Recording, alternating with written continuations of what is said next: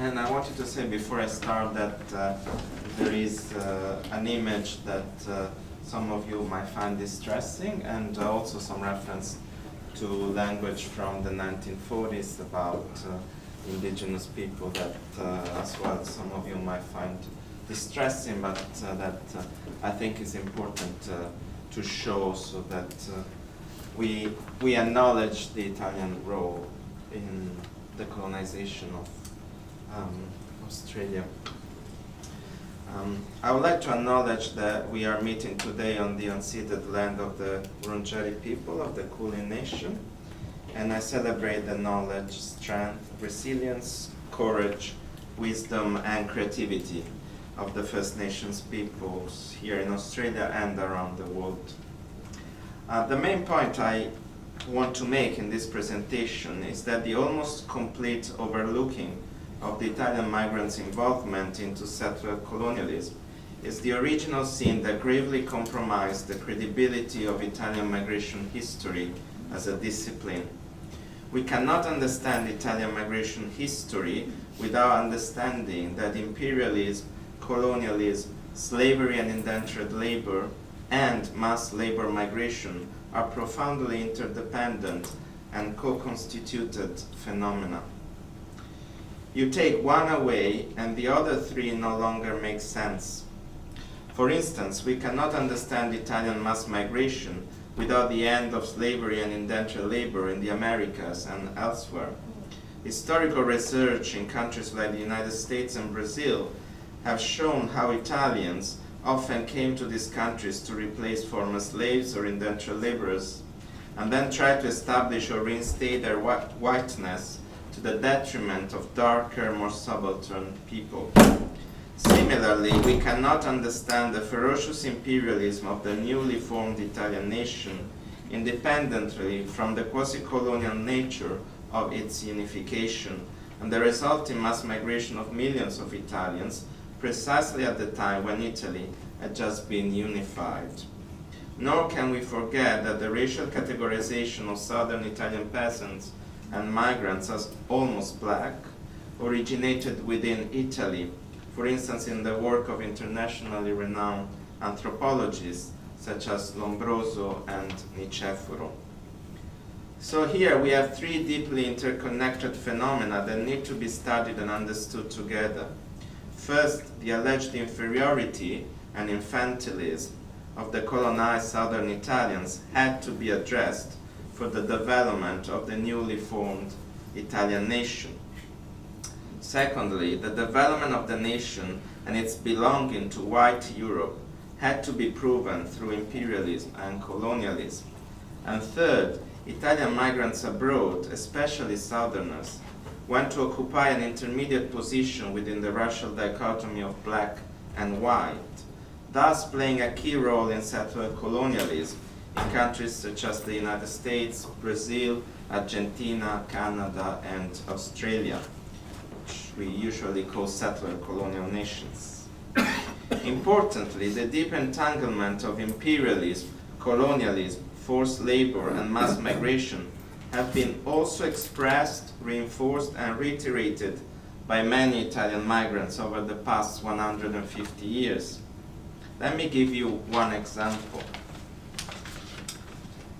On the 14th of November 1939, the Italian migrant and journalist Franco Battistessa writes of his visit to Palm Island in an article for Il Giornale Italiano, a weekly Italian language newspaper published in Sydney with a wide Australian circulation of around 8,000 copies. The original name of the island is Bukamun, and its traditional inhabitants are the Mambara people. However, for most of the 20th century, First Nations people were sent from different parts of Queensland to Palm Island by the Queensland state as a form of racist punishment or control, with many children of black mothers and white fathers also being sent to live in the island. In the article, Battistessa describes the island as a tropical paradise and only complains about colonial practices as a disturbance to the exotic beauty of nature and to the natural beauty of Aboriginal people. So I read a short excerpt from the article, and there is the English translation here, if you don't speak Italian. He writes: interamente nudi nella loro apollinea bellezza di forme, i corpi neri ossidati degli indigeni acquisterebbero una sana e splendida bellezza pagana, a tono con le palme lussureggianti sotto il soleone. Ma così vestiti, con gli abiti smessi dai bianchi, sono un anacronismo vivente, una burlesca e caricaturale parodia che farebbe ridere se non fosse troppo triste. Later in the article, after a long and disturbingly sexualized gaze on young Aboriginal girls, around 12 years old, who he calls le virginelle in gabbia, the little virgins in a cage, he expresses his sadness for the children born from white fathers and black mothers. Unica nota triste è la presenza dei numerosi meticci, bimbi e bimbette bianchissimi e biondi, nati da madre nera o meticcia e da padre bianco. Lì, tra i bimbi di una razza negroide e inferiore, questi poveri figli di nessuno, perché paria sociali, non bianchi né neri, ci riempiono l'animo di immensa pietà. Battista's article provides a powerful example of the complex and deep connections between transnational migratory phenomena on the one hand and colonial discourse, ideology, and practice on the other hand. It is consistent with other evidences I have found from the late 19th century to the present day on the role that Italian migrants have played in settler colonialism, including in the expropriation of indigenous land and in the violence and repression against indigenous people and their cultures.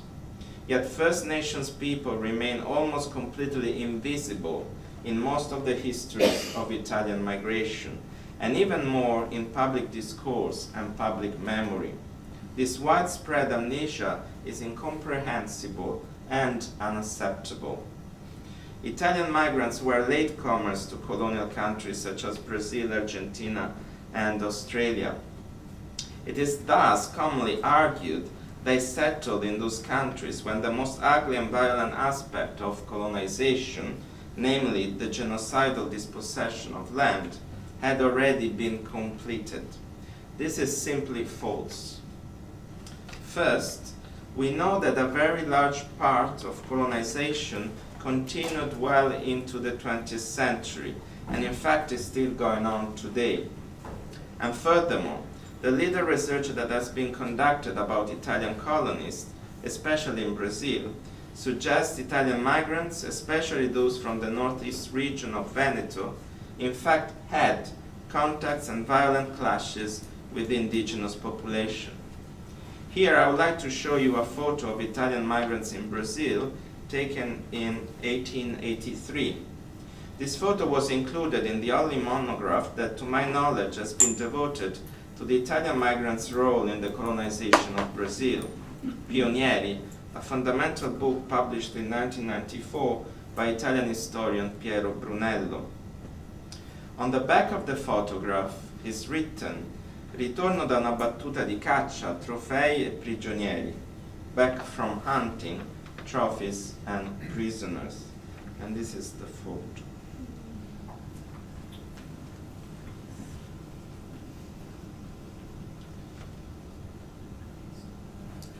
We need to ask ourselves the question that always seems central to the history of settler colonial societies. What happened to the children? And of course, what happened to their parents? In this instance, we don't have an answer. While the photo tells us the latecomer's narrative is untrue, or at least inaccurate, the captions occupying this, accompanying this photo illustrate the way history is repressed, silenced, and falsified. The photo was originally included in a 1904 book by the Italian missionary priest Luigi Marzano, entitled Colonie missionari italiani nelle foreste del Brasile. If the original caption on the back of the photo was back from hunting trophies and prisoners, ritorno da una battuta di caccia, trofei e prigionieri. The one accompanying the photo in Marzano's 1904 book is Ritorno dalla foresta con tre piccoli selvaggi, back from the forest with three little savages. Here we can see how the truth is subtly manipulated, how the violence is silenced and in turn produces a silence, an historical erasure that is itself extremely violent. Indigenous studies and settler colonial studies in Australia have convincingly argued that settler colonialism and its manifestations of racialized violence and injustice are not an event concluded in a distant past, but a violent process that continues to be implemented and institutionally legitimized and supported up to the present day. The conquest of the frontier does not mean the end of colonial practices and ideologies. Quite the contrary. Racial ideologies have been employed in order to manage the persisting, stubborn survival, presence, and resistance of the indigenous other. Racism has also been essential in managing and justifying the exploitative and cheap labor of the subaltern others, without whom the dispossession of the land would have been futile. And racism has also been essential in building the national identities of many settler colonial nations. Whiteness became much more important in imperial colonies when they became independent nations. This is, for instance, the case with the infamous White Australia policy. If we acknowledge that settler colonialism has continued in constantly mutating forms up to the present day, then we need to ask what role Italian migrants have played in such a process. I want to suggest that their main function has been to provide a sort of permeable buffer zone between the colonizers and the colonized, or other abject subjects such as slaves and indentured laborers. Italians and other migrant groups provided a cheap and relatively safe tool for colonizing and developing intensive agriculture in hostile natural environments at the edge with resisting First Nations communities. The colony's function of Italian mass migration was not unknown to Italian authorities and Italian migrant elites, who, as Chode, Pelagi, Dewhurst, and other scholars have reminded us, often debated the possibility of using the settlement of Italian migrant colonists as a different form of colonialism, recently described as the diaspora colonialism or colonialismo popolare. More broadly, even within more recent and urbanized context, this permeable buffer zone has allowed racist, classist, and sexist practices to shift in time and space according to mutating socioeconomic conditions. So Italians, especially Southern Italians, could be white or almost black, and this allowed that sort of shift, allowed to move them into a different position depending on different socioeconomic conditions, what role they had to play in the society economically but also symbolically. We should avoid conceptualizing these spaces only in negative terms. Ilaria Vani has emphasized how transcultural edges often provide extremely productive and innovative environments. From this perspective, the history of the complex and contradictory relationships between Italian migrants and First Nations people challenges dominant historical narratives by highlighting the importance of transcultural communities, families, memories, and identities, and the importance of Italian migrants' involvement in artistic and political practices on the side of First Nations people. We have already heard from Paola, and we will hear more from Matteo and Maria on these specific aspects. These histories complicate and challenge the narratives that seem to dominate academic and public history, collective memory, national identity, and political discourse. In other words, what makes these histories so hard to research is also what makes them so important. I hope this roundtable today may contribute to a new decolonial approach to Italian migration history in Italy, in Australia, and elsewhere. Thank you.